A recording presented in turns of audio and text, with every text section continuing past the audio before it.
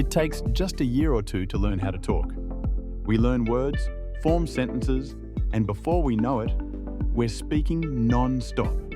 We're praised for speaking up. Being loud gets attention. But here's the truth.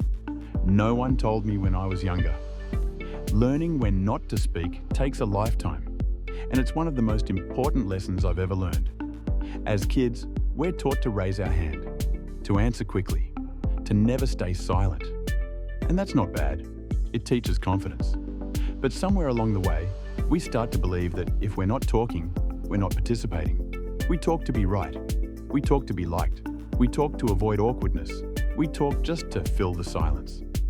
But not all silence is empty, and not every word is necessary.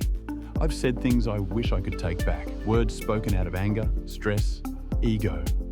And once they're out, they can't be undone. Have you ever felt that? That sinking feeling after saying something you regret? I've lost trust, hurt people, made mistakes, not because I didn't know what to say, but because I didn't stop to think if I should say it at all. Sometimes staying silent isn't avoidance. It's wisdom. It's knowing that speaking might make things worse. Silence creates space, and in that space, we can truly listen. When I started listening more than I spoke, things changed. I noticed people opened up more. I began understanding, not just reacting. Listening made me a better friend, partner, teammate. Because people don't always need advice. They don't need you to fix it. They just need you to hear them. Listening is powerful, but it only happens when we stop trying to fill the space with our own words. Some people think staying quiet is being passive, that it means you're shy, scared, or uncertain. But silence can also be strength. It takes strength to pause before reacting. It takes control to walk away from an argument. It takes clarity to know when your words won't help. Sometimes, the loudest person isn't the most confident.